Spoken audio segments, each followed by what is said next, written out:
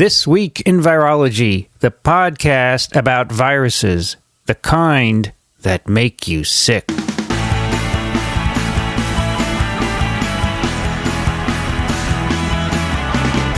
This Week in Virology, episode number 233, recorded on May 17th, 2013. Hi, everybody. I'm Vincent Racaniello, and you're listening to TWiV, the podcast all about viruses. Joining me today from Ann Arbor, Michigan, Kathy Spindler. Hi, Vincent. How have you been? I've been fine. Missed TWiV, but I've been listening. Yeah, we have not done a joint TWiV in quite a while, but now we are again. And how is your weather? It's perfect. 70 degrees, sunny, just fabulous. All the trees are flowering and flowers are blooming. I went to Minnesota last week, Minneapolis, and the week before they'd had a foot of snow. But it melted by the time I got there. Here, it is the perfect temperature. It's 20 degrees Celsius, and I know that that is 68 degrees Fahrenheit. And it is sunny with just some wispy clouds. Also joining us today from Western Massachusetts is Alan Dove. Good to be here. How is your weather? It is equally gorgeous, exactly equally gorgeous. It is 68 Fahrenheit, 20 C, and just sunny and lovely. So this is the one gorgeous day of the year, basically. Yes, pretty much. I think it's supposed to rain this weekend. Also joining us from North Central Florida, where it's always gorgeous, Rich Condit. Hi, everybody. It's probably not always gorgeous, right? Not always gorgeous, but it's gorgeous today. A little warmer than you guys. We got 84 Fahrenheit. That's 29 C. And a few puffy clouds. It's a beautiful day. Nice. Mm-hmm. And we are all here except Dixon. Dixon is in the Netherlands investigating an outbreak of avian influenza. No, I wonder what the weather's like where he is. Oh, no. All I can tell you is that it's 8 p.m. there. Roughly, I guess, 6 hours, right? Maybe more. Yeah. Okay, we have a lot to do today. And we'll probably not get through it all, but let's see what we can do. First up on the agenda, a TWiV bump for Harmit Malik. He gets named a Howard Hughes Medical Institute investigator. You suppose TWiV made that happen? No, absolutely.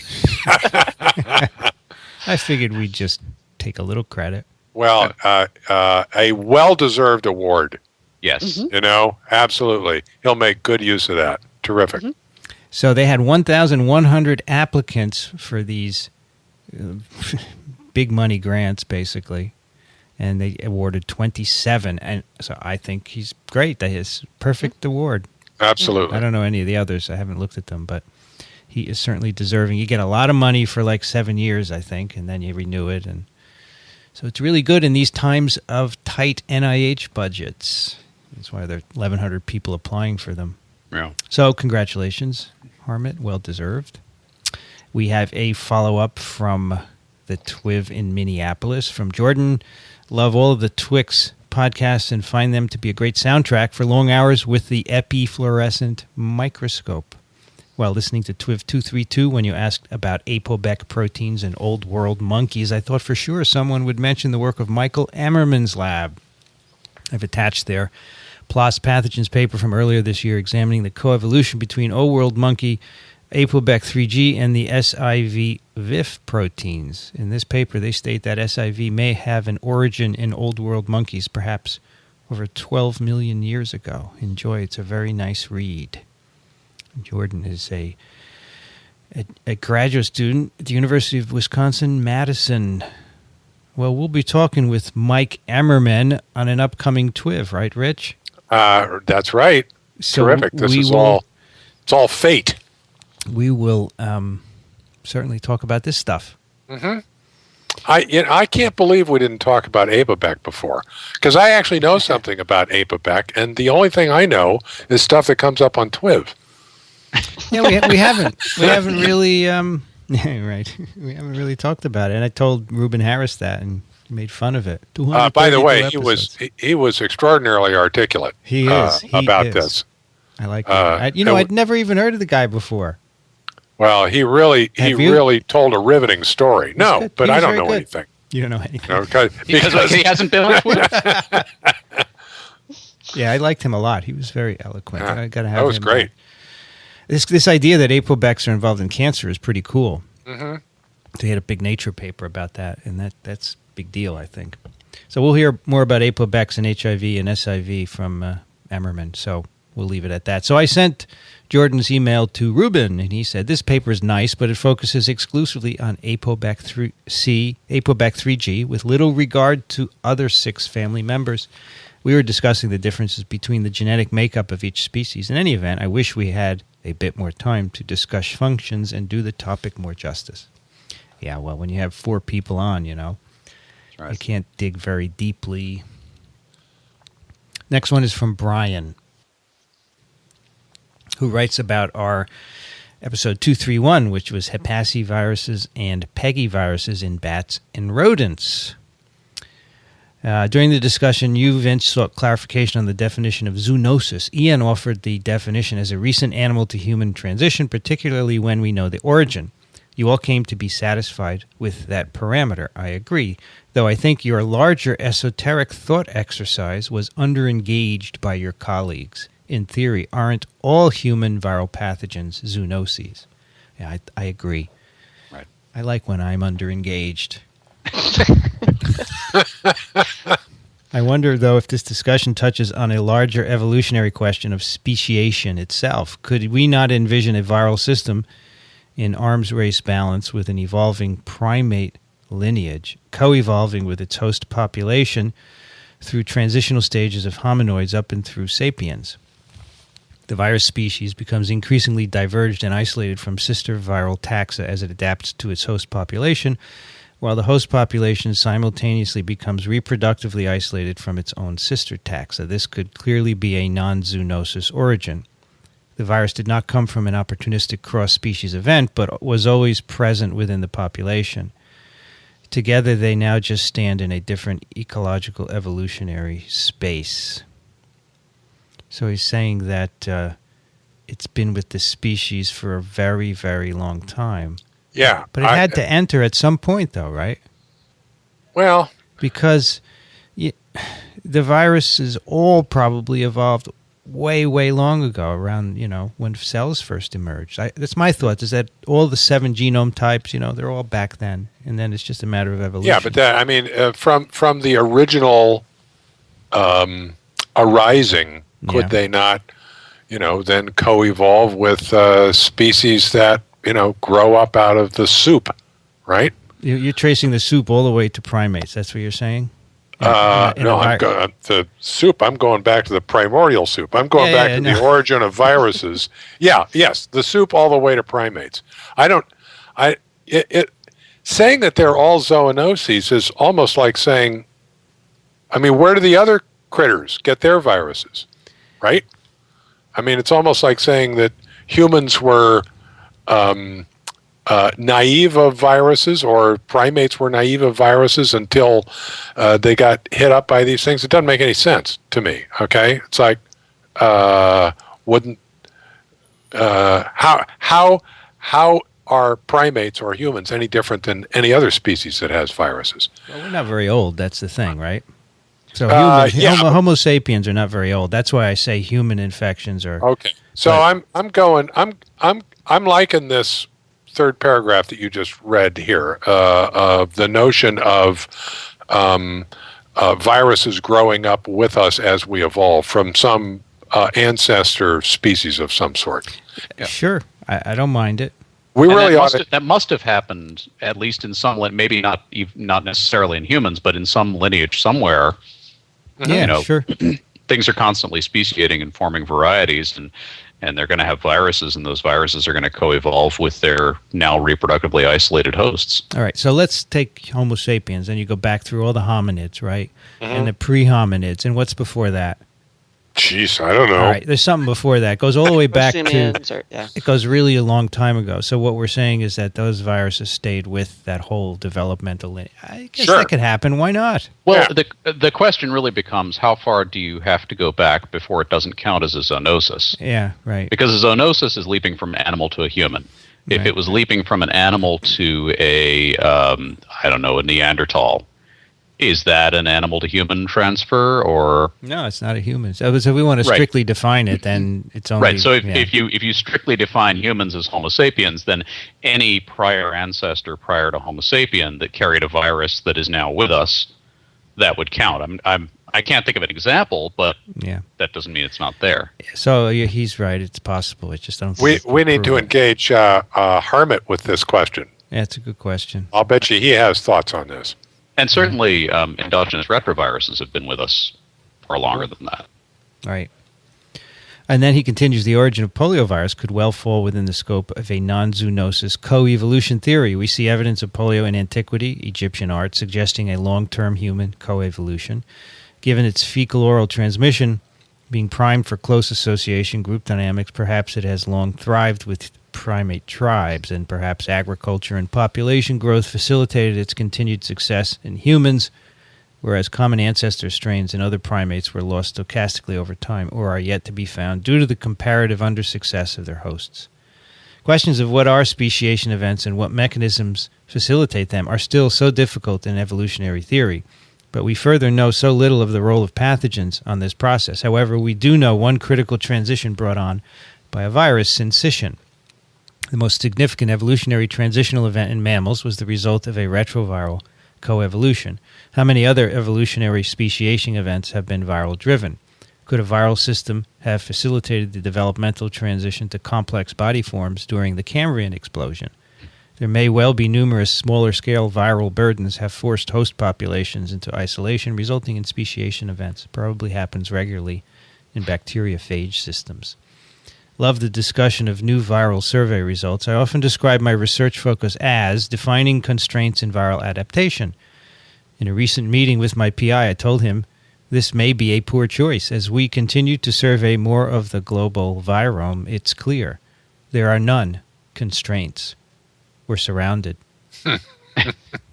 That's a good title, We're Surrounded. We're surrounded.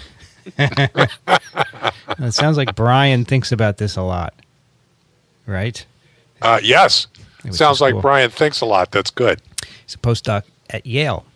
It's very cool. It's very interesting stuff, Yep. which we, I like to think about it, but I'm not very good at it. But I think this is cool stuff. Well, my guess is there's going to be further discussion on this, where this problem is getting better defined as we go along, and we'll get more discussion on it. That's great. Yeah.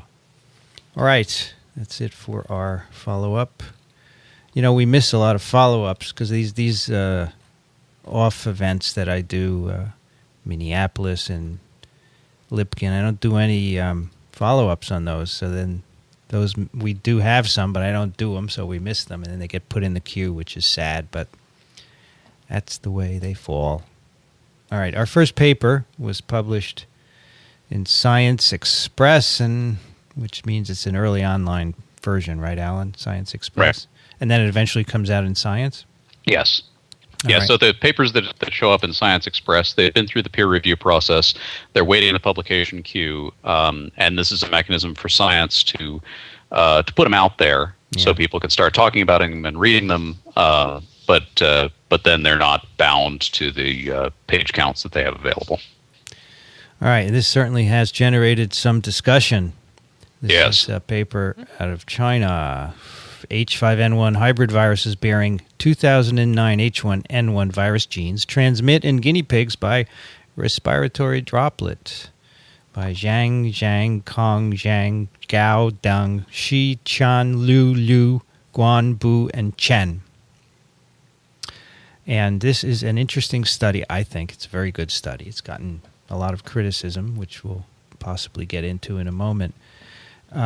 Asking the question, can you make reassortants between this 2009 H1N1 virus, which is still circulating, and the avian influenza H5N1 virus? Can you make them, and what do they do in animals? Are they virulent, and can they transmit via aerosol? All right, so they took the plasmids encoding each of the 8 segments for both viruses and made all 127 possible combinations of the two. 2 to the 7th. Amazing. This is just amazing. Can you imagine going to one of your students and saying, I want you to make all 127 combinations. Well, of course, there's more than one person on this paper, but Right. it's quite an undertaking. And they were all apparently infectious, every one of these 127 hybrid viruses. Which is interesting all by itself, because they Yes. talk about other reassortants where they did not observe that they were all infectious. That's right. Right. So these two viruses are very compatible. They are, at least in the laboratory, right? Right. So each of them grew efficiently in embryonated chicken eggs, and they had titers ranging from 10 to the 7th to 10 to the 10th, 50% egg infectious doses. So that's very respectable. There's a lot of viruses in there. Conversely, I find it interesting that, with other pairs of influenza viruses, not all the reassortants are viable. Okay, I think that's an important observation all by itself. And what would you make of that, Rich? Well, that there are actually limits on the possibilities for, generate of all of the flu viruses out there. There are limits on the possibilities for generating viable viruses. Probably a lot more limits than we would have thought of. Yeah. Right. So they all have 8 genome segments, but you can't just mix and match any Right. old set. You've got some incompatibilities between them. Right. But it turns out that these two particular viruses are perfectly compatible, at least in laboratory. Right. So for those other studies, were they also done using infectious clone plasmid technology, or were they done by just co-infecting cells and looking for reassortants? I guess they had to be done by the plasmid method, if to know that they tried it and it wasn't viable. To know that it didn't work, you'd have to do it by the plasmid method. Yeah. They were recent enough to be able to have done that. Yeah. By the way, excuse me, I booted I got some sort of audio going on. Yeah, I hear you. You want to wait until you sort it out?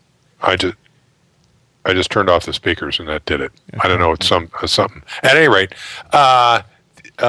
they have because of the moratorium, they have a timeline for the work, right, to prove that they didn't do it during a moratorium. Yeah. And I noticed that all the reassortant viruses were made in a 4-month period from January to April 2010. Yeah. People are busy. So the Fouché and Kawaoka dust-up caused this global moratorium on research on these viruses, and then these guys happen to have made these folks happen to have made their reassortants ahead of that. Mm-hmm. Which the moratorium, of course, is over, and you can now do these things once again. So the way you make these reassortants, you just make different combinations of the 8 plasmids. You have 8 plasmids, and you mix one in from one virus, 2, 3, 4, 5, 6, 7, 8, all different combinations, and you put them into cells, and the virus comes out. So it's pretty impressive that they got all 127. Now, with 127 viruses, that's a lot of work. And so this is a bit complicated here. They did 2 really major types of assays. They looked at the virulence in mice, first of all. All right, they infect mice, and in mice, the virus will replicate in the respiratory tract, but it also gets in the CNS of mice. So it's very different from humans, obviously, in which case the virus, I don't think, gets into the CNS as far as I know. Right. Flu is not typically a brain infection. So it's a little different in mice. But they say here H5N1 virulence in mice correlates with their virulence in humans. And what that means, of course, is that if a strain is virulent in humans, it's virulent in mice. If it's not virulent in humans, it's not virulent in mice. It does not mean that if you make a virus that's not virulent in mice, that you can test its virulence in humans. That wouldn't be a correlate then, right? Right. So it could be that it doesn't work that way, right? I can imagine making a virus that doesn't kill mice, and it might or might not kill people. You don't know. And these were intracranial inoculations. Is that correct? That is a good question. What is the? No, I don't think it's IC. I think it has to be the respiratory tract. Okay. Can we find quickly the method? Otherwise, the CNS involvement would not be especially surprising. I think they put it in the nose with a pipette, and then it replicates in the tract, and then it gets into the CNS. But let's make sure. Where's the darn... I'm looking in the supplemental. Is that where they put the methods? I think it must be. Mouse studies. Oh my gosh. Inoculated intranasally with tenfold serial dilutions of yada, yada, yada. Okay, sorry. And then they score the amount of virus in the brain. So they do take the brain out and measure virus. And they also look at mortality and weight change. Okay. So 127 viruses. Can you imagine? They put them in 3 groups based on replication in the brain and lethality. 54 viruses had similar pathogenicity to the H5N1, which, by the way, H5N1 is highly lethal in mice. 2.6 log 10 EID50s is the 50% lethal dose, whereas the H1N1 is 6 logs, so it's attenuated, okay, just to give you an idea. So 54 viruses were as virulent as H5, 38 viruses were less virulent than H5, and 35 were more virulent than H5N1 in mice. Are we okay so far? Yep. Yeah. Now, the real question is, what genes go with that?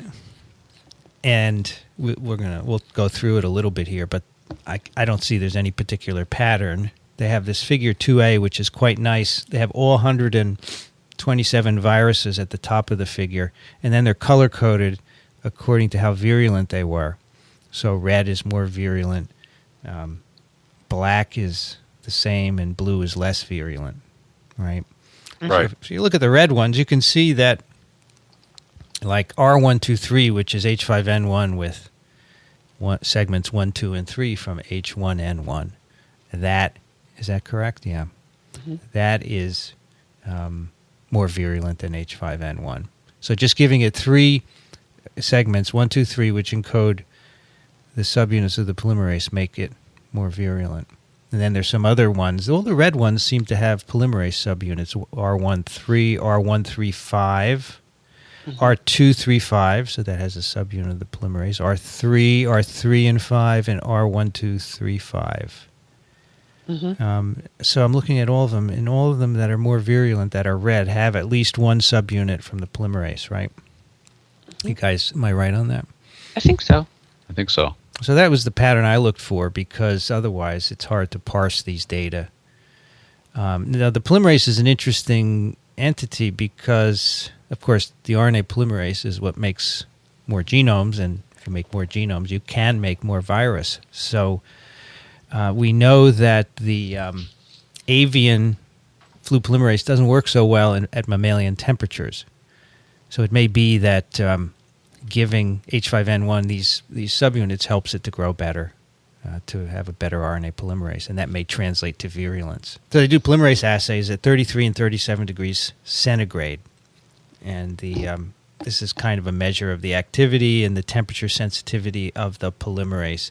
And many of these viruses that are more virulent have higher polymerase activity at both temperatures, like R13 and R135, R23. Is there any? Yeah, so they're all either equal to or greater than the activity of H5N1 alone. So maybe this is one reason why these viruses are more virulent in mice, that they have a better polymerase that works better, cranks out more RNA, and cranks out more viruses. And I was interested to know how yields correlated with virulence, because one simple way to affect virulence is simply to make more virus, but I couldn't get the data from all the tables. There's supplemental data figures here, but I'd like to know how many PFU are made per cell depending on the pattern in the brain of the mice versus in cell culture, and I could not get that. I thought there was a statement in the paper somewhere that they, at least in culture, they all grew equivalently. Yeah, in culture they do, right? But I want to know in mice, I guess. Right? Is there any general trend, more virulent, more virus, or is it not as simple as that?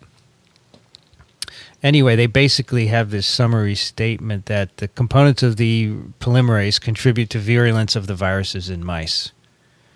All right. So I think this is interesting, but it's just the beginning. I think that they really need to tease this out. Of course, this is the first paper, but These are leads that you can follow. That's why one of the reasons why I find this an interesting paper, because now you see in mice, and if it is in mice, it's not in ferrets, it's not guinea pigs, it's not people, but it gives you an experimental system to study the parameters of virulence. And I think we don't know enough about it, and this is important for that reason. All right, so then they looked in guinea pigs for airborne transmission. This is another model for transmission of influenza viruses. And I sort of view guinea pigs as the poor man's model for transmission. They're a bit cheaper than ferrets, and but they're not as good a model, as far as I understand from reading Peter Palazzi's work, where he used this guinea pig transmission model to figure out how temperature and humidity affect transmission. So as far as I understand, guinea pigs don't cough and sneeze when you give them influenza, but they do breathe, of course. And when they breathe, that's when they're exhaling virus, and that's how it gets transmitted from animal to animal. Whereas the ferret has the cough and sneeze reflex, and that, propels the virus out. But apparently just breathing in these guinea pigs is enough to transmit it. Guinea pigs are an excellent model to use for this when you have 127 viruses. Yeah. That's right. Yeah. So you want to get a handle on this before you move into a more expensive system. Yeah, and they did not check all 127 in guinea pigs. They just checked the subset. Right. Not clear to me. I guess they picked the virulent ones. Mm-hmm. I think so. From mice, and they basically they put guinea pigs in adjacent cages, and they intranasally infect one set, and then they look in the separately caged guinea pigs for virus and seroconversion. I believe those are the two parameters to detect transmission.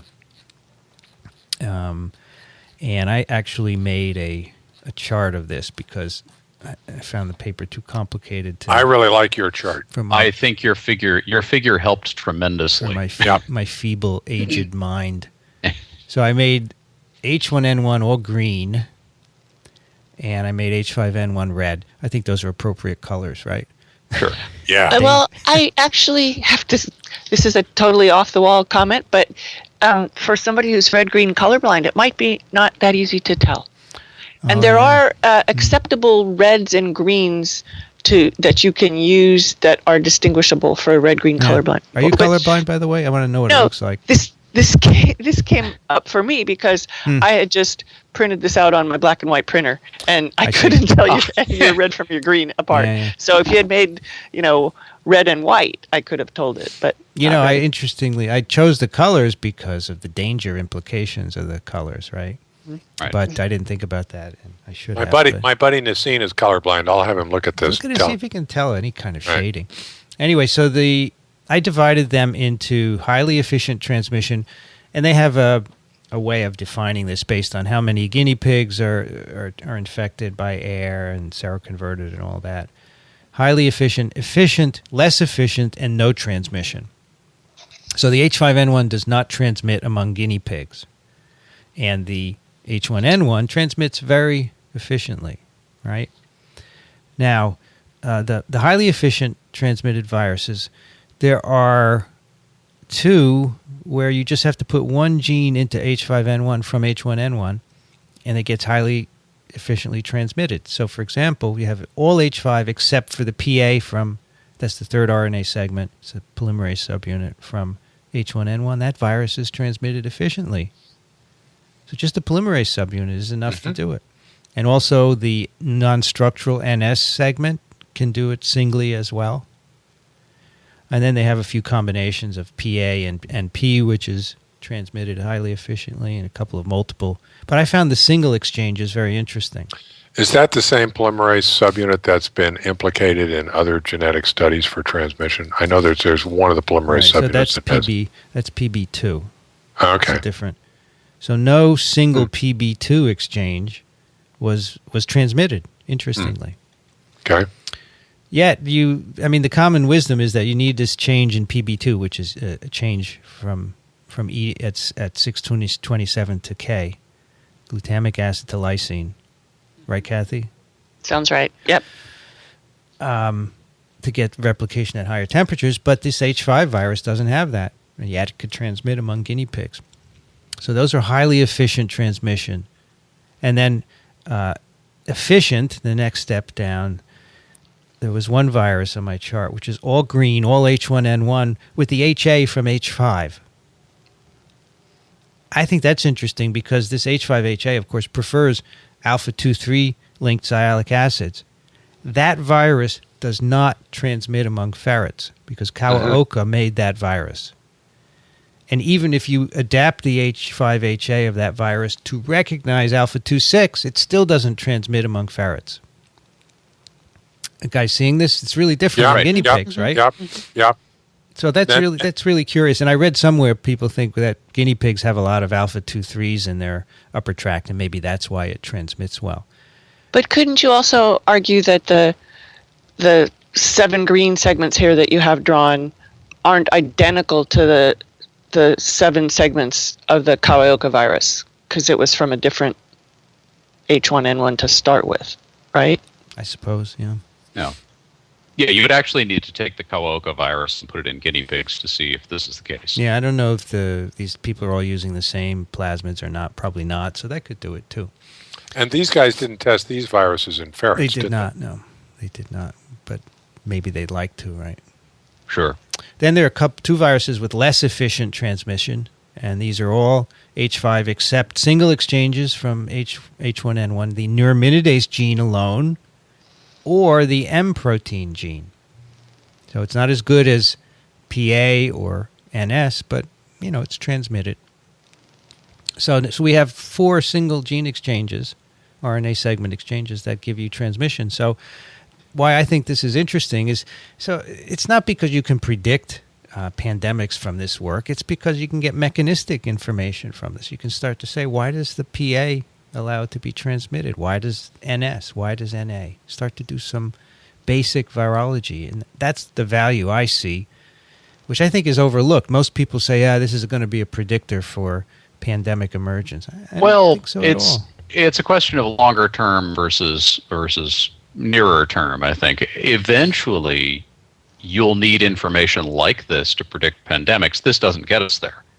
What this gets us is mechanistic insight that we didn't have before about how these viruses could be enabled to transmit, and also what segments are compatible. Yeah. As Rich was pointing out, this is kind of surprising that these 2 viruses are so compatible. You could just swap any old pieces in and out. That's worth knowing, and it's worth knowing which pieces improve transmission in at least one animal model. I would like to see these at least some of these go into ferrets. So you've got I'd really like to see that. corroborating evidence from another animal model. Neither of those is a human, but at least you can kind of triangulate on it and say, well, it's this one behaves the same in guinea pigs and ferrets, and maybe there's some central truth we're getting at there. They have just a little bit of preliminary data with ferrets in supplemental figure 5F. Right. Which I went to find because they also show ferrets in their cage diagram. So I knew they had to do something with ferrets. But one thing we should mention is that none of these viruses were lethal in guinea pigs. Right. When transmitted by this aerosol route. Okay. Right. But some of them were very lethal in mice. Right. Relative to the starting. And so I want to go back to what you were saying about lethality in mice and animals and stuff in general, because while I agree that you can't say that just because something is more virulent in mice, you can't say that it's going to be more virulent in humans.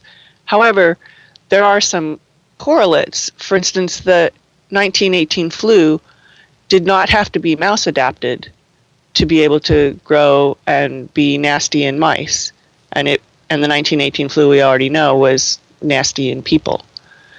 Right. So, although I will give you that you can't make correlations about virulence from these animal models, I think they still give some kind of cautionary indication that we might want to be aware of. You can't. I would agree with that you can't say, oh, it's lethal in mice, therefore it's lethal in humans. But the whole point of doing these experiments in mice is to get some preliminary indication, some hint. And we do know that there is a correlation there. It may not be perfect, but that's a that's suggestive evidence that these may be more dangerous or less dangerous viruses based on their effects in mice. It's the same as doing the transmission experiments in ferrets and guinea pigs. Yes, the primary reason to do those is mechanistic insight, but ultimately we want to know whether these things are going to transmit in humans, and that is kind of the point of these experiments, is to get evidence that moves us more in that direction and maybe hints at where we should be looking. Well, I would argue that, I mean, I agree, but I would argue that the 1918 H1 is a virus that originated in people. It's virulent in people. Okay, so it's virulent in mice. But I'm saying if you make viruses in the laboratory, I think the likelihood that virulence in animals and humans will correlate is less so, because these are just randomly assembled viruses that have not gone through all the selection and mutation that happens in nature before a virus pops into people. I mean, that's really what I'm talking about. What I wanted to say earlier when I was talking about if you just did co-infection of cells with these two viruses, I don't know if you'd get out all 127 viruses, or if you did it in eggs, or however people do the best way to get reassortants. But it seems to me that you could test those viruses as well, and they're also, I guess they shouldn't really be any different from the plasmid-derived viruses unless they generate mutations in the course of also while they're undergoing shift. But right. So this study got criticized. One scientist and one regulator in the UK criticized it. The guy in the UK was some kind of science or former science minister. Lord May of Oxford, a former government chief scientist, said that this was appalling irresponsibility. Then he said they claim that they're doing this to help develop vaccines and such. In fact, the real reason is that they are driven by blind ambition with no common sense whatsoever. And so I think he has not read the paper. That's just nasty. It's nasty. Mm-hmm. Now, I mean, the other person who criticized it is someone I highly respect, and that's Simon Wayne Hobson, who said that there's no reason for doing this kind of experiment. And he basically said you can't predict pandemics from this kind of work. And that's why I emphasized earlier, I don't think the goal of this is to be predictive of what kinds of mutations or reassortants would have pandemic potential. I think it's for mechanistic reasons. That's how they should justify it, although I understand that maybe the public better understands when you say we want to predict pandemics rather than how the PA protein makes a virus more transmissible, right? Well, but I would throw it back to Wayne Hobson in that case and say, well, if these experiments won't tell us what's going to cause a pandemic, what information do you need? And that answer, I'm pretty sure, is going to entail mechanistic insight that's going to require experiments like this. Right. No, this does not immediately get us to, 80% chance of pandemic. This gets us a step in that direction, though. Yeah.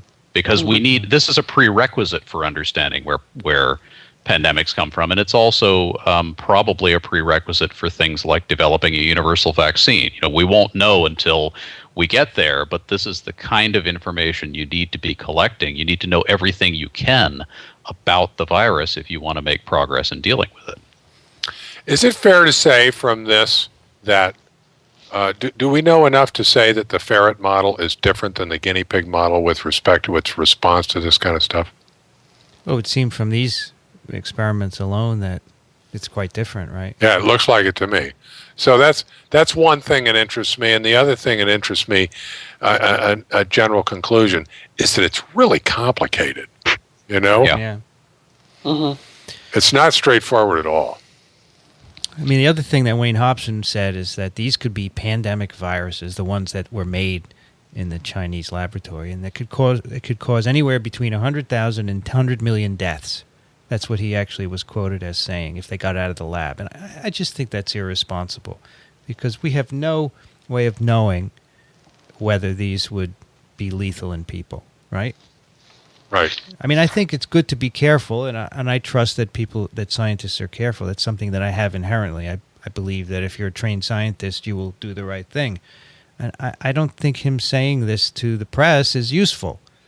And it makes it look like it's highly dangerous. We know it's highly dangerous, and it's going to get out, which is not the case. He says the risks may far outweigh the scientific value.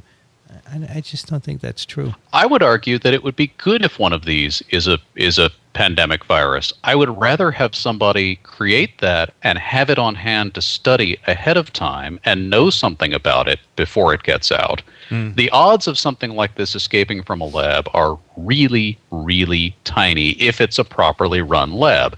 And I think some of this criticism may be because the research, I hate to point this out, but the research was done in China.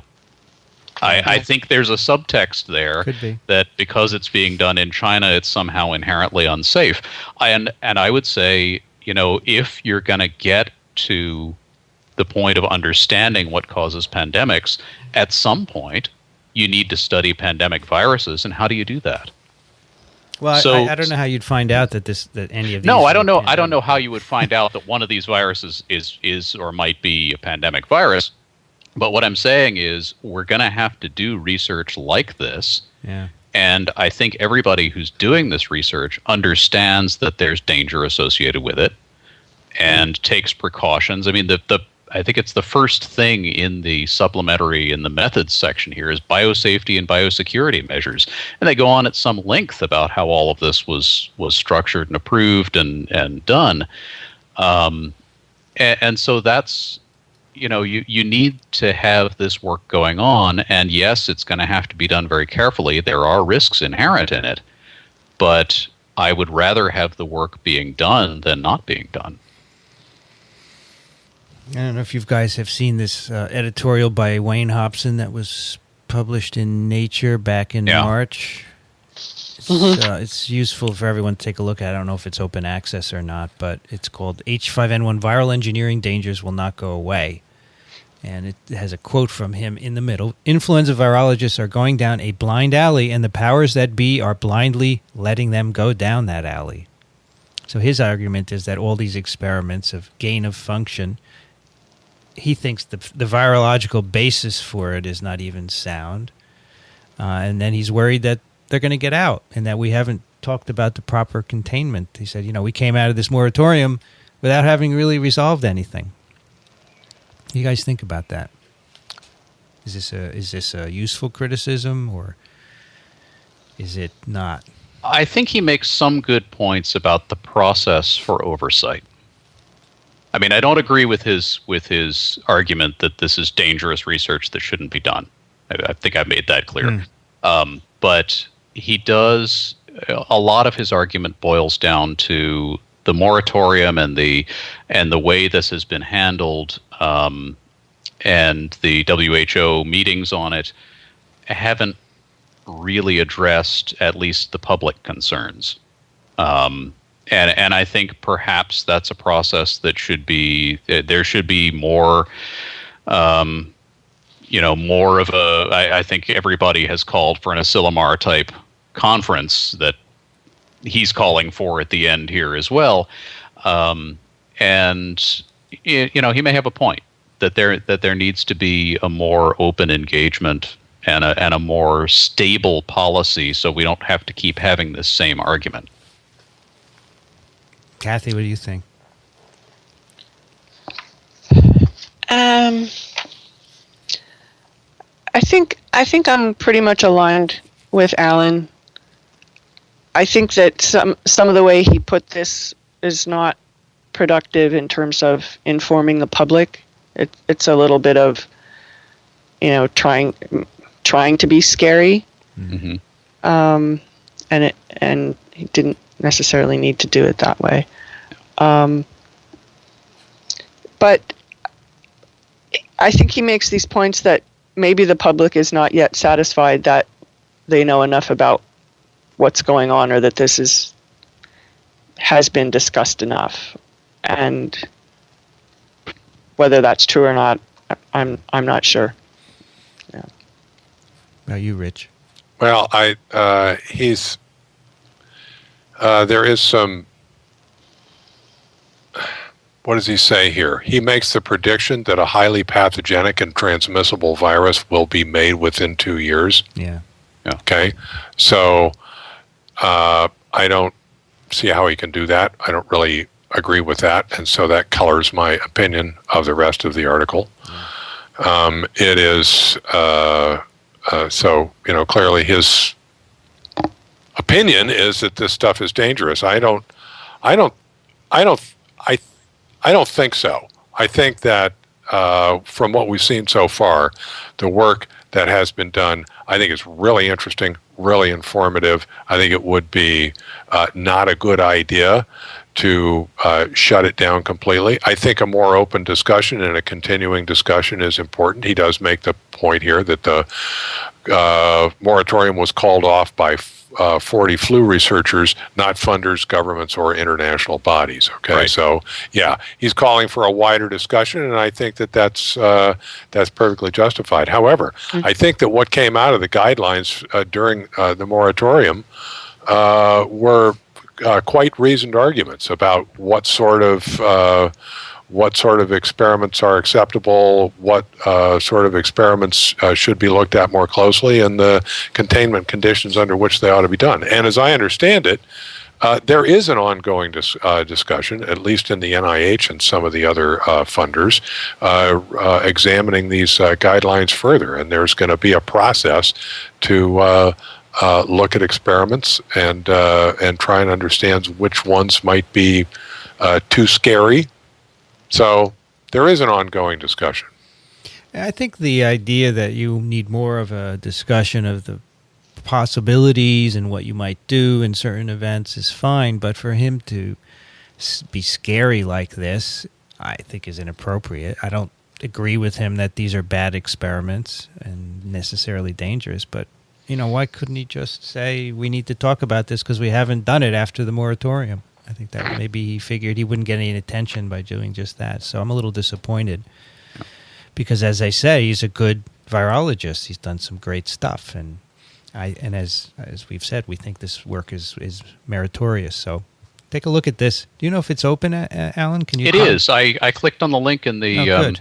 in the Google document. It came right up, so everybody should be able to read this. Yeah, I think everyone should look at it because it's quite interesting. And on a less controversial topic, there are color blindness web testers available online, and I ran your blog post through one, and sure enough, Kathy is correct. The whole thing comes out in a greenish gray. All right, I'll redo it. It's easy enough to redo.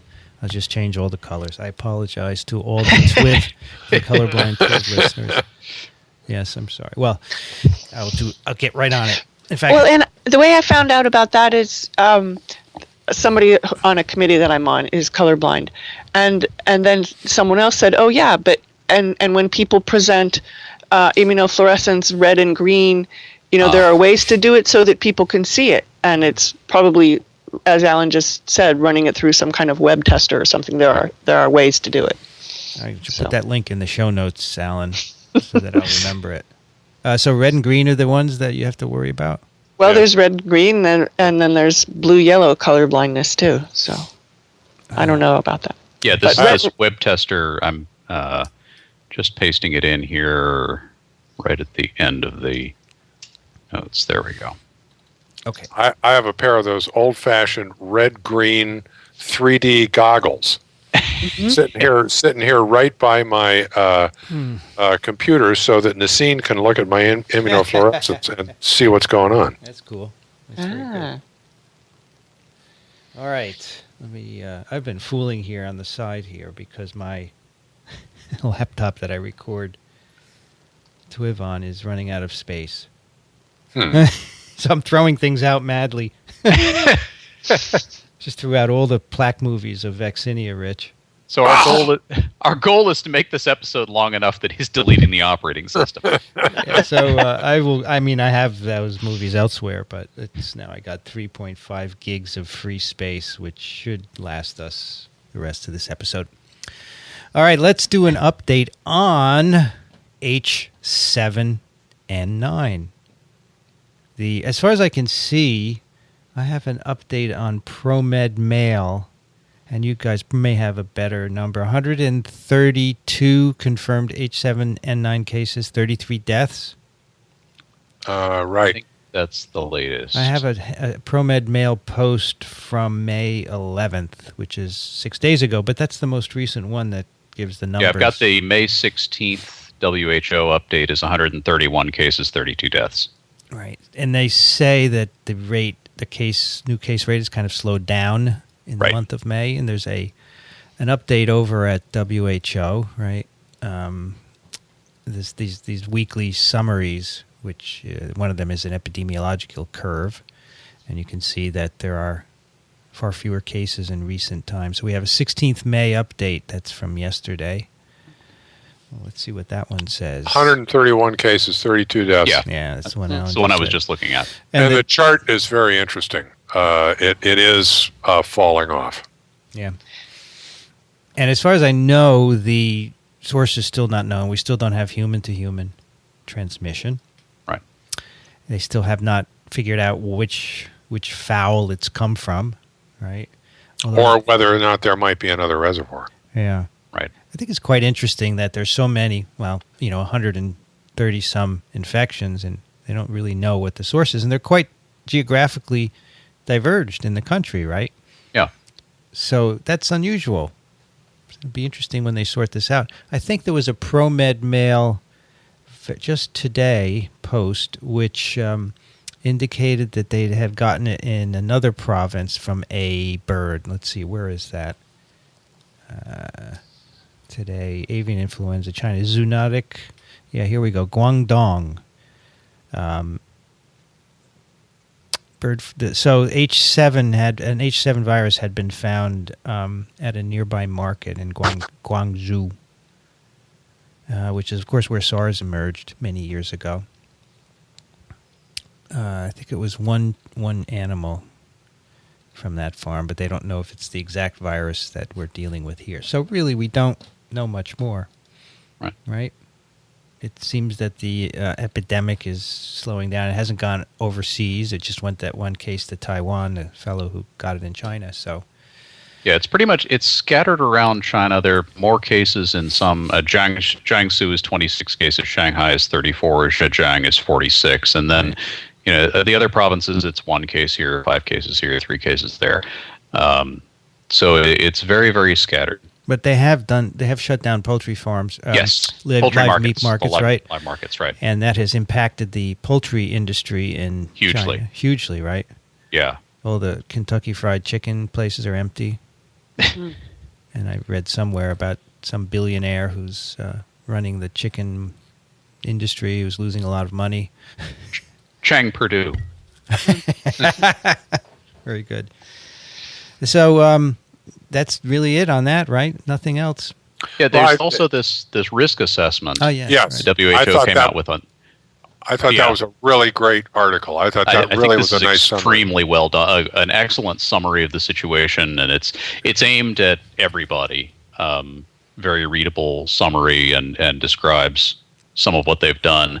I was pretty impressed with this too. They say monitoring testing of contacts, more than 2,000 people of confirmed cases found few infections. Apparently 3 out of 4 patients who've had this thing report a history of exposure to animals, mostly chickens.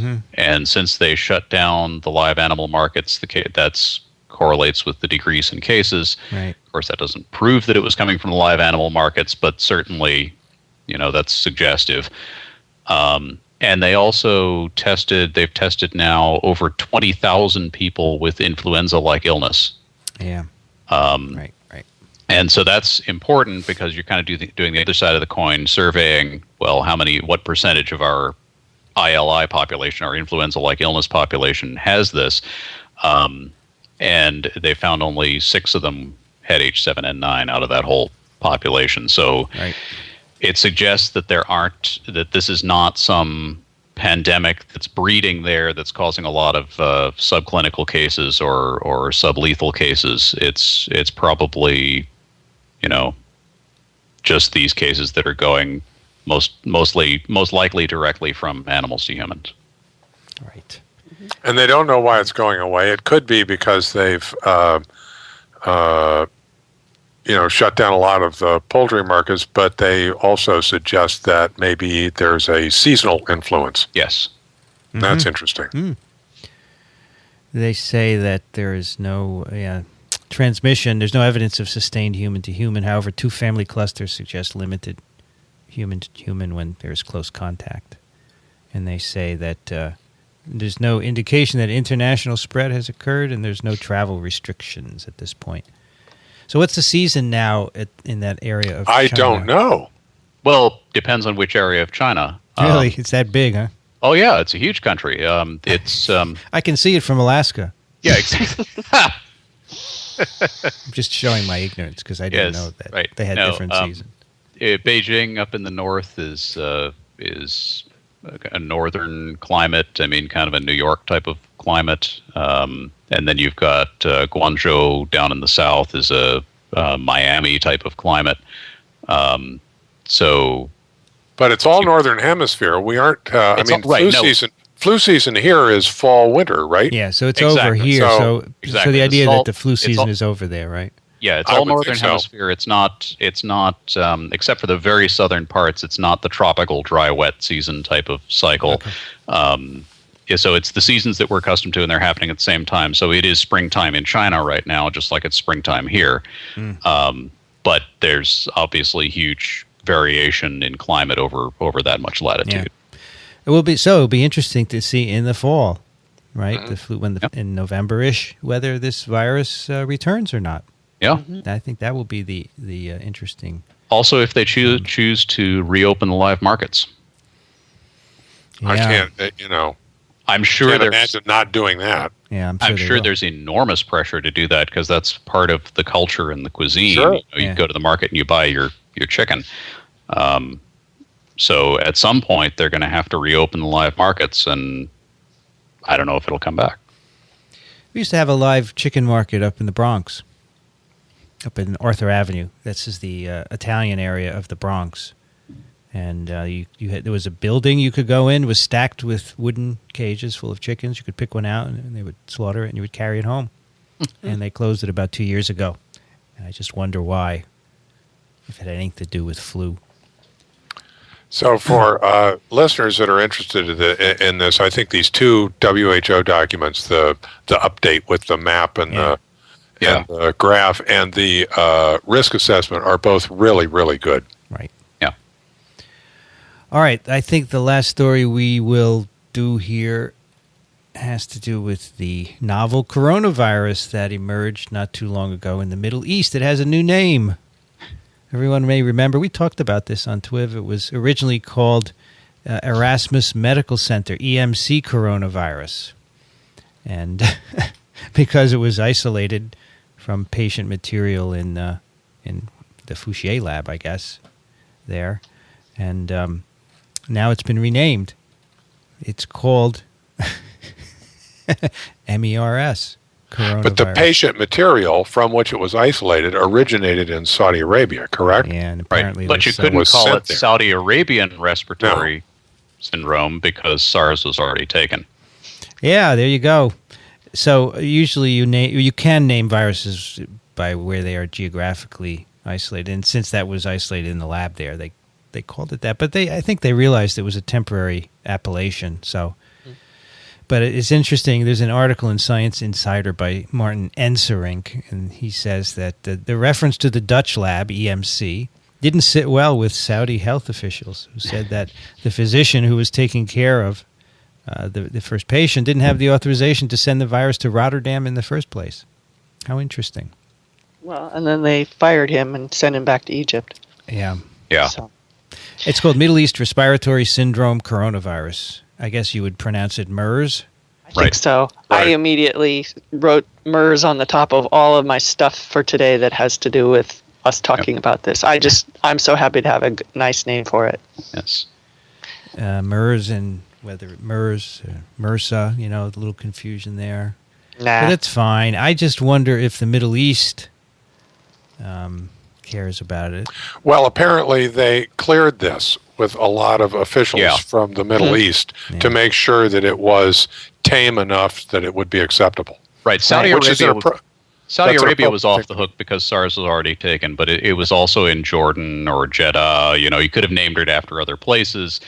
But Middle East is this general area, so nobody was particularly offended that it was being associated with them, I think. Yeah, I guess it's not another case of Four Corners, Right. Muerto Canyon. Right. And if it were to expand, say around the Mediterranean, then it could just still be Mediterranean respiratory syndrome coronavirus. So, whatever. There's a little tidbit in this article which I didn't know, when they called SARS. They called it SARS. They picked the name so it wouldn't be called Chinese flu or something like that. But it turns out that Hong Kong is SAR, Special Administrative Region. Mm-hmm. Right. I didn't know that, No. but I guess they didn't mind. Is it still SAR? Or since it's been assimilated, is it now just Hong Kong? Don't know. Nor do I. Anyway, so it has a name, but in fact, perhaps more... It is still... I think it's still a special administrator region. Yeah, okay. That seems to be a... Yeah, anytime you brand something, you have to be very careful that it doesn't mean something nasty in some other language. Yeah, see, I would have called this Middle East, Saudi Arabian, Jeddah acute respiratory, Jordan acute respiratory virus, because then it could be Misa Jar Jar. Oh, man. Oh, great. I knew you were going somewhere. But So that way we could offend everybody, Misa Jar Jar. Excellent. including Star Trek fans. Yeah, the interesting stuff here, though, is that there have been more cases. So there was a bunch of cases not too long ago, and we talked about those on a previous TWiV, and now there have been 13 new cases and 7 deaths in the past couple of weeks in Saudi Arabia, but there are also 2 in France, right? This is disturbing. So there was a person who had traveled to, was it Saudi Arabia, and then went back to France. Was it Jordan or Saudi Arabia, I think. And he got sick, and they put him in the room with someone else, and that person got sick also. Yeah. You may have a bad HMO if Yeah. No, they didn't know that he had this. Yeah, when they put him with a roommate. There is a ProMed Mail article on this. Here we go. Novel coronavirus, 16th May. This is a summary of the whole thing. But then down at the bottom, France, the second case. First man was hospitalized after returning from a holiday in Dubai in April. He's in serious but stable conditions. And then the second person was infected after sharing a hospital room with the country's first victim. Oh boy, I guess. And they're now testing. There were a couple of healthcare workers who became ill at that hospital, weren't there? And they were testing them, and I think those turned out negative. Those turned out negative, but then they were also testing some more, contacts and contacts of contacts, and doing a whole epidemiological workout to see if this thing got out. So here, there's some transmission, like in this guy in the same hospital room, and there have been a few other clusters of transmission among family members, for example. So this seems to be transmissible compared with H7N9 anyway. Now, I thought the French case was the first really documented, nailed down human-to-human transmission. Is that right? I think there have been some others. Were they clear cases, or were they 2 people in the same family? Wasn't there the one of the guys who went to the UK and then transmitted it to the son who was ill already? Okay. Yeah. Okay. Yeah, there's a nice map, actually, I found in trying to find it here at the moment, which I actually put in one of my lectures. Where is that? But it had a nice cluster diagram of all the transmissions. So, yeah, I think it was pretty good before as well, that there is some transmission. Okay. I cannot find it at the moment. So whether or not that goes, of course, we think this virus originated in a bat. Its sequence is similar to coronas from bats, but it's not the same one. And so the smoking gun in the bat or whatever animal has not been identified yet. But people are working quite hard. The smoking bat. They're working quite hard to find the most common, the most related virus in whatever species it might be. Because for this, again, we don't know how this got into humans. And whether each infection is another exposure to, is another zoonosis or what. So, interesting. Right. And one of these ProMed updates, the WHO had sent a team to Saudi Arabia to help out in tracing this thing. And the leader of that team has some comments that Kingdom of Saudi Arabia has been doing the right things in infection control and handling this. So hopefully, they're not firing doctors who find stuff anymore. Yeah. Because I think their initial handling of this was not exactly stellar, but it's good to hear if that is the case that they're really taking it seriously now. So again, the WHO has a very nice summary. Since April 2012, there have been 40 laboratory confirmed cases of this novel coronavirus infection. Most recent on 10th May 2013.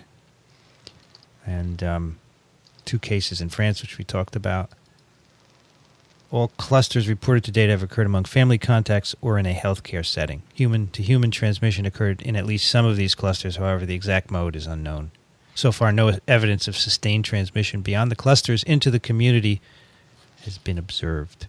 They actually have a very nice global alert and response page with all sorts of summaries, just like for the H7N9 periodic summaries. So I will put a link to that in the show notes because I didn't before. All right. Let's move on to some email. And I think Alan, you should take this first one from Nathan. Okay, let me just scroll down here. All right. Dear Team TWiV, as I write, it's 62 Fahrenheit, 16 C, and cloudy in Chapel Hill, North Carolina. Chapel Hill is home to a great college basketball team and many outstanding virologists.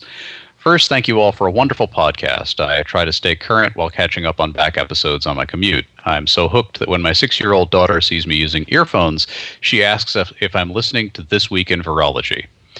And a card she made for me is attached, and this card is awesome. This is great. It's really good. I love it.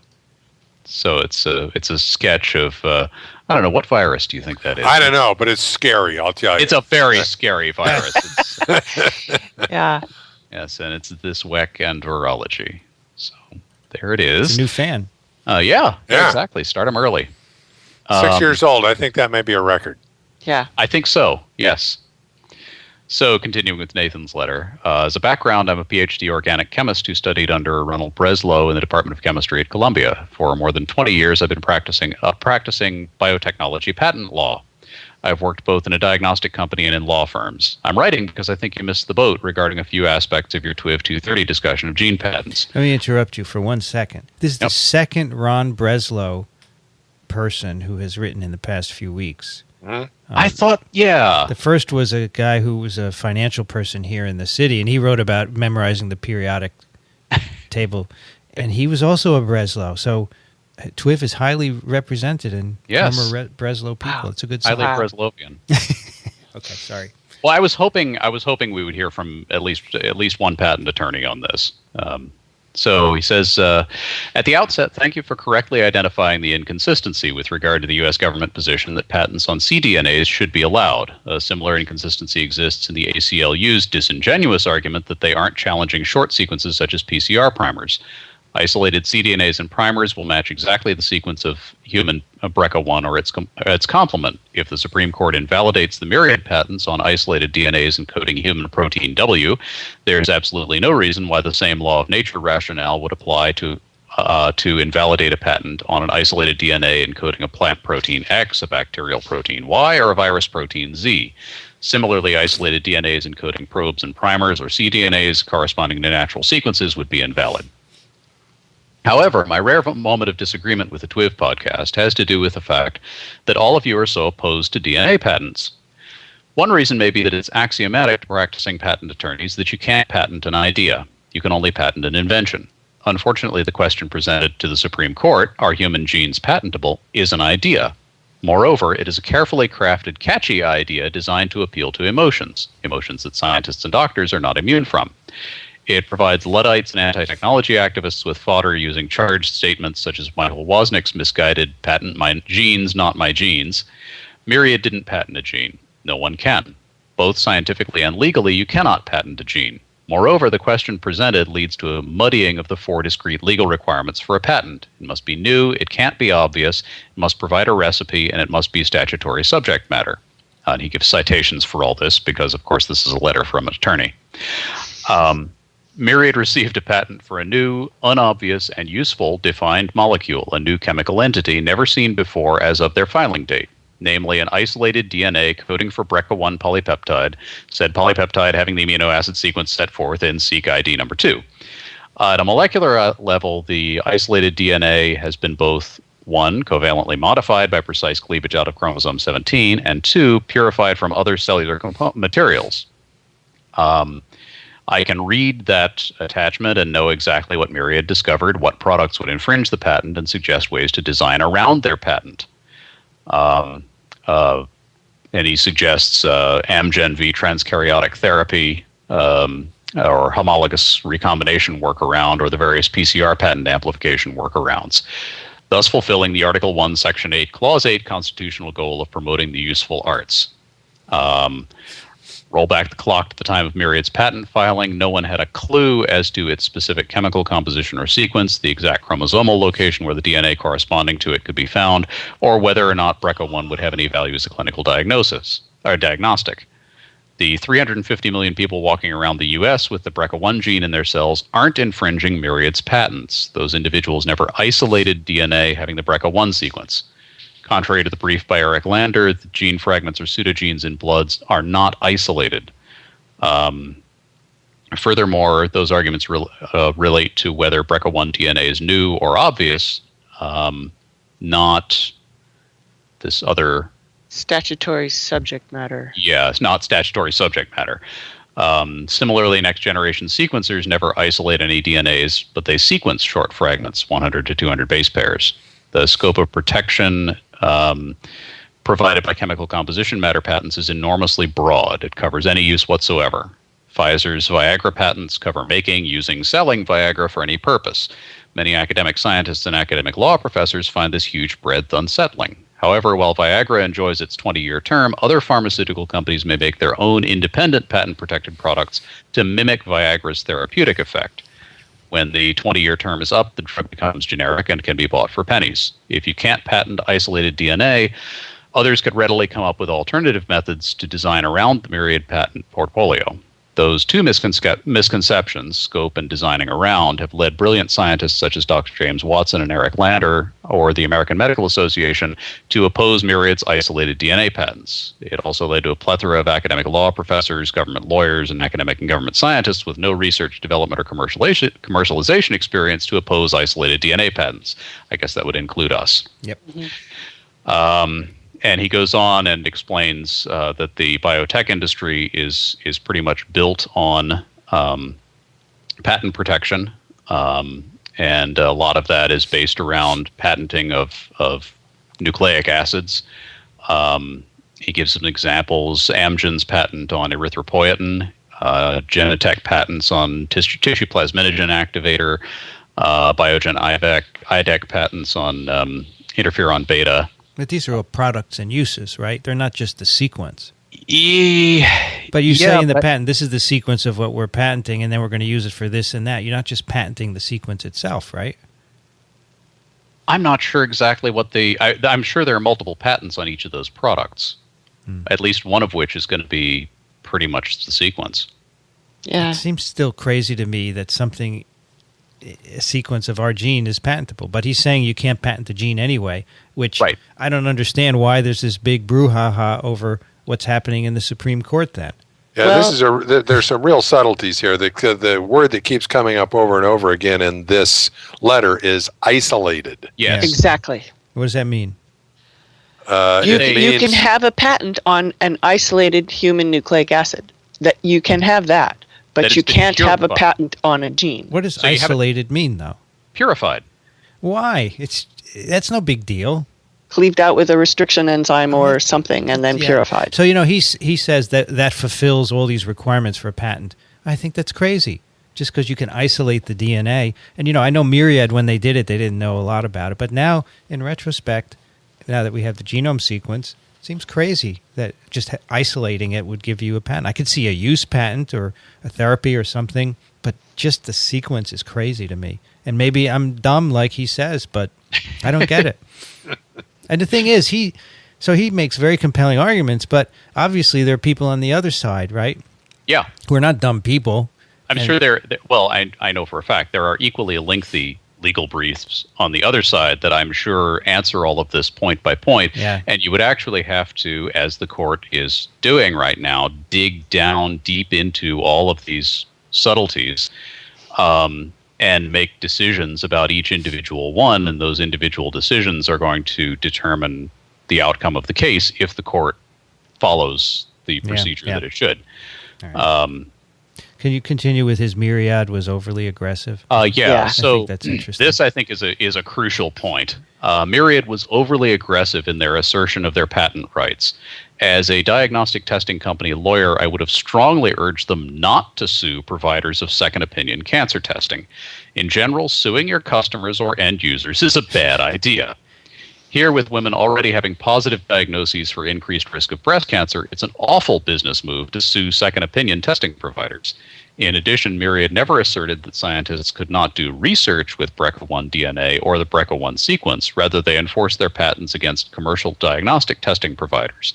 Hard cases may make bad law. And I think that is actually the crux of what's going on here. Is that it's not that the patent is bad, it's that Myriad did something unwise. Because if they had not sued the people who were offering these other BRCA1 tests and effectively sued their customers, this wouldn't have come up. This would not now be sitting in the Supreme Court. But they probably figured that they had to do it to protect their patent. Their lawyers sort of obviously, at baseline. Their lawyers obviously thought that they had to draw the line there, and that case then got appealed, and here it is. Right. So now this argument. So now back to this letter, and Nathan continues. If the Supreme Court invalidates the Myriad DNA patents, universities will no longer invest their scarce resources into new patent filings on isolated human DNAs, contrary to the landmark Bayh-Dole Act. Next in the innovation food chain, startups and venture capitalists will no longer invest. If a startup doesn't have defined patent rights, why invest only to launch your product and then have some giant diagnostic pharmaceutical or biotech company steal your lunch? As Alan observed, one big problem facing commercialization of great academic discoveries has been referred to as the Valley of Death. Universities, startups, and big companies won't invest in a highly uncertain but promising discovery if they can't recover their investment by having a monopoly for a limited period of time at the end. And this is hypothetical. What would happen if the Supreme Court invalidates the Myriad DNA patents? I think we won't know until that happens. I tend to disagree. I think that there are always ways to get around it, and companies and universities will be more innovative. This is the easy way right now, but when this is changed, they do something else. I don't see that it's the end of biotech. And depending if the Supreme Court issues some incredibly broad, ridiculous decision like they did on what constitutes a boat recently, then that might have knock-on effects that they're going to be dealing with further down the line. But if they issue a very specifically worded decision that says, okay, we're drawing a circle around this and saying you can patent this, you can't patent that, I don't think it's going to bring down the whole biotech patenting process, because most of what's being patented now in biotech is not isolated gene sequences. Yeah, it seems to me that there's a sort of a conceptual chain here that starts with the sequence of a gene at the most general end, and somewhere down the road is a product or a process or something like that. And it seems to me that the sequence itself is not patentable, and I don't think our correspondent here is saying that it is. He's talking about isolated genes. There's a line being drawn somewhere, and that line has to be drawn at the correct place. All right. Right. Mm-hmm. All right. Go ahead, Alan. Lastly, it's the job for Congress to change the law, not the Supreme Court. Sorry. Courts can only decide real cases, not theoretical challenges. Dr. Oster's challenge, the lead plaintiff backed by the ACLU et al., is stale and his harm de minimis. In other words, he wasn't hurt. Reminds me of a limerick, but I won't repeat it. Thus, there's no real case or controversy with Myriad. If the Supreme Court wishes to whittle away at patent protection in the medical arena, they should hire an expert economist to educate them on the business and innovation implications, or force licensing as the courts did in 1944 for vitamin D, and he cites a case. Alternatively, Congress should make biotech patents hard to enforce, as Congress did in 1996 for medical procedures such as LASIK, eye surgery. Or the executive branch should exercise the march-in rights under the Bayh-Dole Act. Thanks for reading. If you want to read more, the American Bar Association has posted the briefs for all sides of the Myriad case. Oh, cool. That's good. That's good. So you can, those of you who really want to dive into this can go read all the briefs there. It's interesting. This is why I'm a scientist and not a lawyer. Yep, I agree. know? Well, I thank Nathan for this. Yeah. You know, guys, we probably at some point should do an episode devoted to this, or several, and get some experts on to talk about this, to teach us, because we don't. At least I don't know. I just have gut reactions, which, That's not useful for law, though. Nope. But we're not lawyers. Okay, no. We are scientists, and but we thought we should talk about it. And there you Sure. go. And we have more emails. Kathy, can you read the next one, please? Sure. This one's from Trudy. Dear TWiVers, I'm writing this email as a follow-up to TWiV 230 on gene patents, and specifically to Vincent's comments about his own, quote, useless patents. Vincent, as you know, I've been working as a science advisor in a patent law firm since last July. And as I understand it, a good and honest lawyer would probably have advised you against pursuing any patents. And again, honest was in quotation marks. As Alan pointed out so eloquently, there is really no point in patenting a product unless your product has some sort of commercial value. If you're not planning on making money on your invention, and knowing you, I assume you didn't, it makes no sense to apply for a patent because the cost of prosecution will far outweigh any future financial gain. According to the U.S. Constitution, Article 1, Section 8, Clause 8, the main purpose of patent law is to promote the progress of science and useful arts by securing to authors and inventors the exclusive right to their respective writings and discoveries.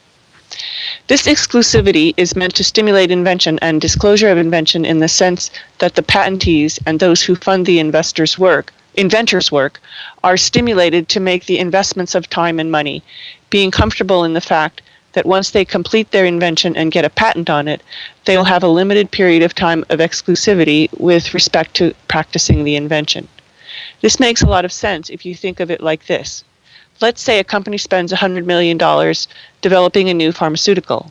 Upon obtaining a patent, those investors can rest somewhat assured that the competitors, parentheses, the generics, can't immediately come on the market and copy what they did without having to spend the $100 million in cost, and thereby be able to underprice them.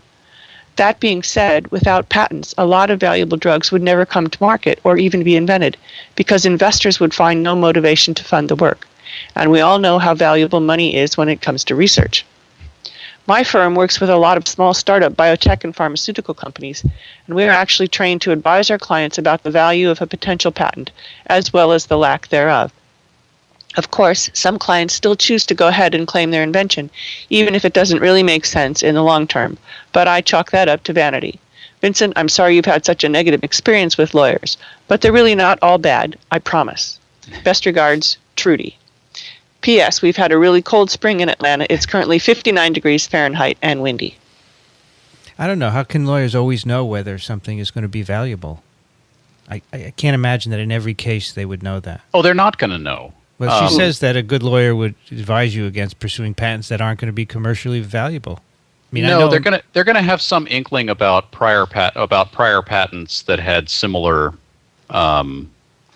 experiences, and if a whole bunch of people have patented something in a category and never made a dime from it, and now you're patenting something in that category, they're going to look at it and say, well, that's probably not a great business to get into.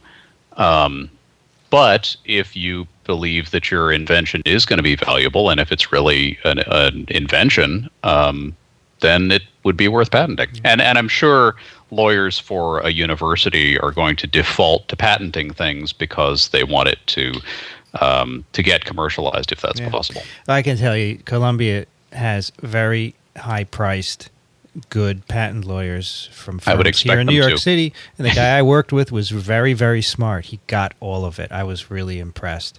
And he's the guy who patented the biggest blockbuster patent for Columbia, the co-transformation patent. So I don't know. Anyway, Alan, do they have patent law in China? Oh, hey. And how does it work? That's a loaded question. And how does the biotech industry et al. Work in China then, in the absence of patent law? I'm not a China expert, but you could ask the same questions about India or any other country for that matter. But every country with a functioning modern government has a patent system, at least in principle. The issue that comes up is enforcement. So a lot of places tend to turn a blind eye to infringements, and you get a lot of American and European companies suing to try to keep an Indian or a Chinese or some other company from copying their intellectual property, but there's not a lot of enforcement mechanism in some places depending on the product category. This is an issue in pharma. It's a huge issue in tech. You can go into a market in China and buy knockoffs of absolutely anything. I mean, if you can buy a fake iPhone and it'll function kind of like an iPhone. And in fact, in some places, there have been even completely fake Apple stores that have popped up that look like an Apple store, and they sell entirely. Same with drugs, right? Knockoff, and drugs the same way. There's worldwide, and I'm not going to pick on any particular country. Worldwide, there's a huge problem with counterfeit drugs. Some of which are the real thing, and some of which are not. So you can have a biotech industry operating in these places that uses the system as it is, or that has somehow figured out how to deal around it. But just to give this a little bit of perspective, if you look back in U.S. history, even though the Constitution defines our patent system and it's been around as long as our country, early in U.S. history, it was very common business practice in this country to copy European technologies.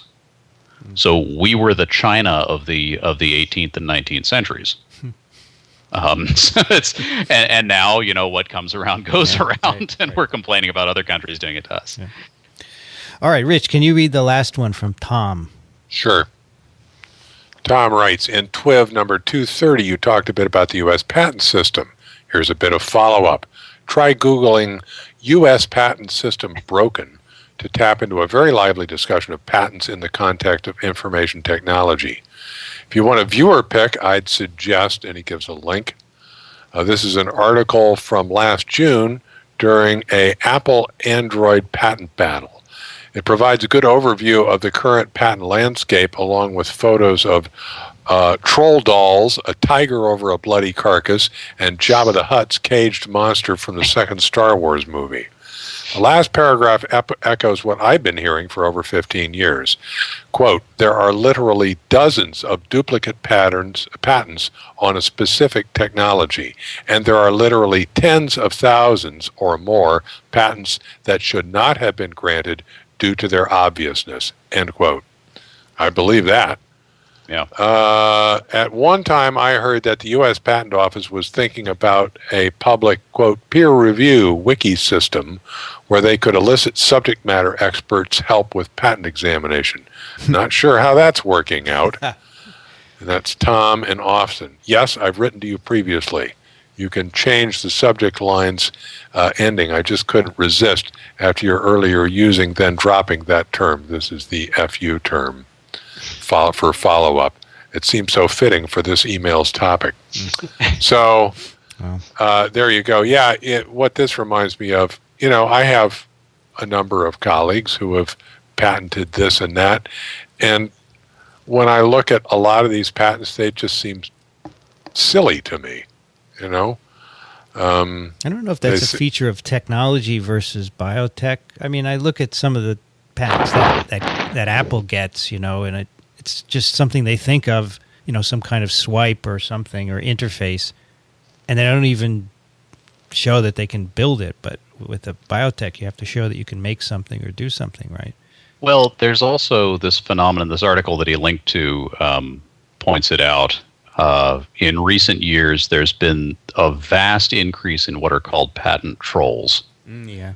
And these are individuals or nowadays companies that exist just to sit around thinking of things somebody might invent and filing patents on them. Right. So that then when somebody actually does invent them and wants to make the product, now these people have absolutely no intention of commercializing these things. But if you come up with a new product, one of these patent trolls pops out from underneath the bridge and files a lawsuit against you and says, you're infringing our patent. Yeah. And that's the whole business model of a patent troll company, is that they sue people. Wow. So that's one of the major issues in the patent system being broken, and that's why companies like Apple will just patent anything that pops into their designers' minds because they want to get ahead of the trolls. And Microsoft and Google and absolutely Samsung, all everybody. of them do it. Yeah. Sony, yeah. All right. On a lighter note, let's do some picks. Yes. Rich, what do you have for us? Well, I changed my pick at the last minute. I had one down previously that I will use at another time, but I walked downstairs to get some empty calories, and in the atrium of the hospital where the empty calories are, they had a huge inflatable colon. And I just couldn't, so I talked to the people running it, I took some pictures, and I couldn't resist. I looked up, it's a display that is done by the Colon Cancer Alliance, which is an awareness and support group, and you can rent from them or get from them this giant walk-through inflatable colon. There's a picture of it here, and I actually walked. Description. I walked through it today from the normal end to the advanced colon cancer end, and experienced Crohn's, polyps, malignant polyps, colon cancer, and advanced colon cancer. It was quite an experience. And it includes a blower, tethers, installation hardware, repair kit, and a storage bag. It's flame retardant and has a 2-year warranty on materials and workmanship. That's great. So there you go. Have that. That is pretty good. Yep. Condit, that's a good one. Actually, I think Dave Barry had an article on this thing. Where it started off that he said he saw that there was going to be one of these things up in his area, and he said any humorist is absolutely obligated to go walk through this thing if it shows up in his area. Wow. So there you go. That's very cool. Love it. Nice. Mm-hmm. Well, we have to follow that up. Alan, what do you have? I have. I was thinking Kathy would probably pick this, but it turned out that I called dibs before she'd seen it. I hope you all have seen this now. And I had seen it, and I was going to pick it. Okay. But you got it. So Kathy, you had earlier picked Commander Hadfield on the International Space Station and his towel ringing video, and he had a whole series of this guy's an internet sensation. Probably most of our listeners have already seen his final farewell video from the space station, but if you haven't, here's the link. It's a music video. He sings David Bowie's Space Oddity in space.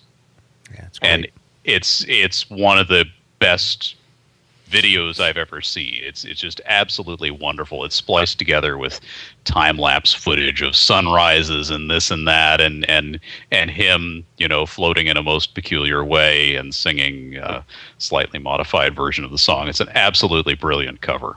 And it has so far over 13 million hits. I Wow. think this is going to pass Gangnam Style. Wow, that's doubled since just 2 days ago. Yeah. Wow. The big one is over 1 billion, right, Alan? Yeah. Yeah. We'll see. Yeah, that's very cool. Kathy, what do you have? Well, I have Vomiting Larry. So this is one that the norovirus people here pointed out to me.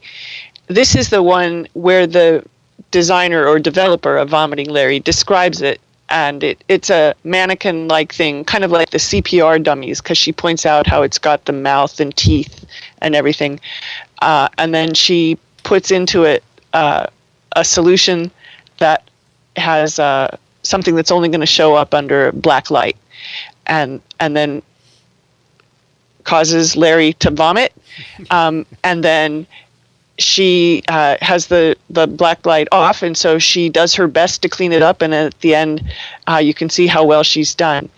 And this made a big impression on our students, because on our final exam we had some question that was only kind of peripherally related, but somebody pulled this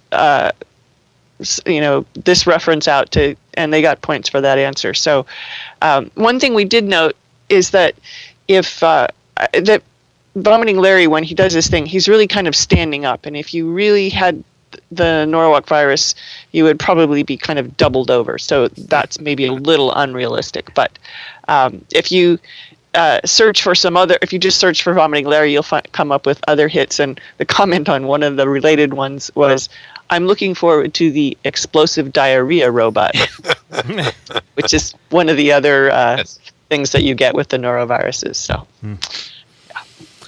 All right. My pick is a very simple cartoon that my son Aiden sent to me. And it's a four-panel cartoon. It's two guys in a prison cell. And one guy says, "What you got there, Jim?" He says, "Transport proteins." He puts the box down and he stands up in front of the cell. And then the last thing, he's outside of the cell wall. He's been transported. I just thought this was brilliant. Yes. My son said, "Dad, you get it? It's a cell." I said, "Yeah, I get it." Yes. I get it. So it's very simple but cool. I like that. And it's a teaching moment, right? Yep. And our listener pick will be Tom's pick on Android versus Apple patent issues. Right. We'll have that. That will do it for TWiV 233. You'll find this and all the other episodes at twiv.tv, also over on iTunes. And if you like what we do, go over there and subscribe and leave a comment or a rating. That helps us a lot. It helps us to stay visible. Send your questions and comments to TWiV at twiv.tv. Kathy Spindler is at the University of Michigan in Ann Arbor. Thank you, Kathy.